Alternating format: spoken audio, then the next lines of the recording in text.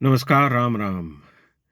दिल्ली में एमसीडी के नए कमिश्नर नियुक्त हुए हैं। अब आप पूछिए कि भाई हुए हैं तो हुए हैं, इसमें कौन सी नई और बड़ी बात है, होते रहते हैं कमिश्नर। जो कमिश्नर नियुक्त हुए हैं उनका नाम है संजीव खिरवार। 1994 बैच के आईएएस अधिकारी हैं वे। संजीव खिरवार जी के साथ एक बहुत बड़ी उपलब्धि और बहुत बड़ी जो है ख्याति जुड़ी हुई है।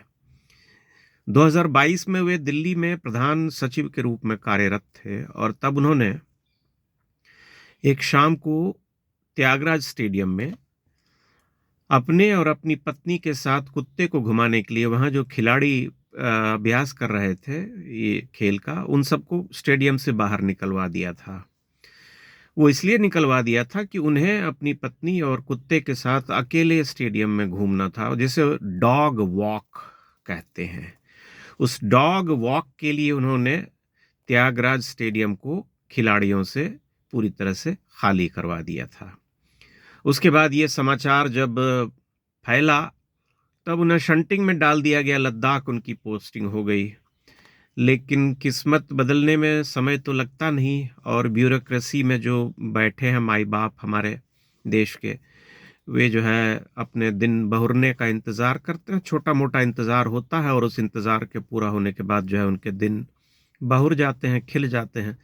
तो अब वो एमसीडी के नए कमिश्नर नियुक्त हो गए हैं, जो दिल्ली में साफ सफाई और सड़कों की व्यवस्था और स्ट्रे एनिमल्स, सबसे महत्वपूर्ण आवारा पशुओं का मुद्दा जो है उसे देखेंगे।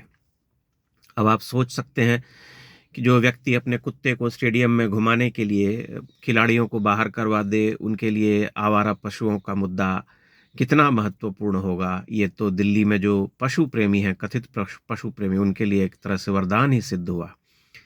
लेकिन सबसे महत्वपूर्ण जो बात है वह ये है कि जो भारत में नौकरशाही है, जिसे कभी अंग्रेजों ने अपने फायदे के लिए, अपने अ, रूल करने के लिए, कि भारतीय समाज का कैसे दोहन और कैसे शोषण किया जाए, जो उन्होंने आईसीएस की जो व्यवस्था की थी, उसको लगभग लंबे समय तक एक जैसा उसी तरह से यथावत रखा गया।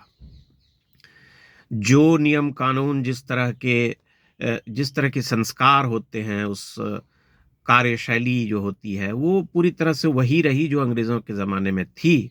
अंग्रेजों ने जैसे उसे बनाया था वो वैसे का वैसा रहा।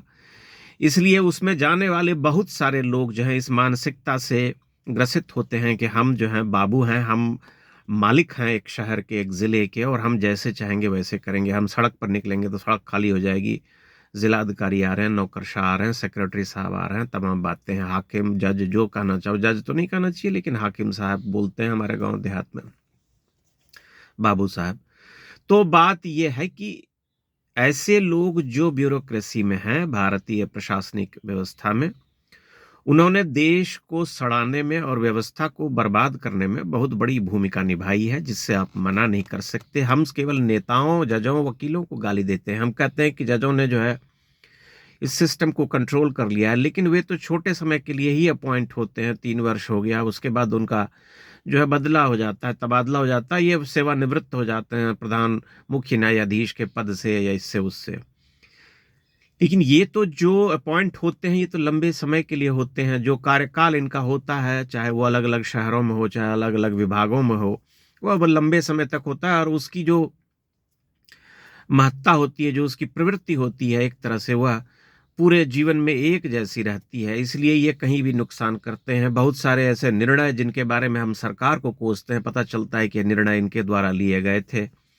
यद्यपि मोदी सरकार ने नौकरशाही को ढंग से दुरुस्त करने के प्रयास किए, बहुत हद तक उनकी कार्यशैली और उनका जो बाबूडम था उसे ठीक करने की कोशिश की, लेकिन उसको इस तरह से दुरुस्त कर पाना संभव नहीं है, क्योंकि जब तक उसमें आमूल-चूल परिवर्तन नहीं होता है, तब तक वह बदल पाना मुश्किल होगा, और वह अपनी नेचर के साथ ही जो है अ, हम उसे देखेंगे, उसमें सुधार नहीं हो पाएगा। तो ये समझने वाली बात है कि कई बार हम इस चीज़ को अनुभव नहीं कर पाते, इस सत्य को अनुभव नहीं कर पाते कि जिसके लिए हम सरकार को गाली देते हैं या बहुत सारी व्यवस्थाओं को गाली देते हैं, नेताओं को गाली देते हैं, वे बहुत बार इन नौकरशाहों के कारण जो है वो समस्याएं हमारे सामने उपजती हैं। अभी जिस विषय को लेकर के इस देश में हंगामा हो रहा है, यूजीसी से लेकर तमाम, आप उस विषय के बारे में धीरे धीरे समझ में आ जाएगी आपको यह बात, आप जान भी जाएंगे कि उसके पीछे कौन सी शक्तियां और किस तरह से भ्रमित किया गया है, किस तरह से ये अपना एजेंडा चला देते हैं और सरकार में जो है बाबू लोग जो बैठे होते हैं वे बाध्य कर देते हैं। तो इसको बदलते बदलते समय लगेगा और हम ये मानते हैं कि आने वाले समय में जब इसमें परिवर्तन, बड़ा परिवर्तन होगा तो इसमें भी सुधार देखने को मिलेगा। लेकिन अभी समस्या है, बड़ी समस्या है जिसे हमें मानना पड़ेगा। अन्यथा कोई एक व्यक्ति जिसे शंटिंग में डाला गया था 3 वर्ष पहले, जो दिल्ली में अपने और अपनी पत्नी के साथ कुत्ते को घुमाने के लिए पूरा स्टेडियम खाली करवा गए थे, उन्हें शंटिंग में तो डाल दिया गया था लेकिन वापस वे दिल्ली आ गए। इसलिए ये चलता रहता है क्योंकि यहाँ पर जो है नौकरी नहीं जाती है, अधिक से अधिक ट्रांसफर हो जाता है या छोटी मोटी प्रशासनिक कार्रवाई हो जाती है। तो ये स्थिति है इस देश में ब्यूरोक्रेसी की। अब दिल्ली के जो नए कमिश्नर बने हैं एमसीडी के, तो उनके ऊपर बहुत सारे सवाल होंगे, इस बात से वे भी जो है वाकिफ होंगे, उनको पता होगा कि भाई मेरे ऊपर नजरें हैं, लेकिन वे यह भी जानते होंगे कि मेरा क्या कौन बिगाड़ लेगा, मैं तो अपने हिसाब से ही चलूंगा, यह एक सत्य है। इसलिए वे अपने हिसाब से चलेंगे, इसे हमें मानना पड़ेगा। इस देश में ऐसे कितने नौकरशाह हैं, ऐसे कितनी कहानियां हैं, उन सभी कहानियों से आप परिचित होंगे।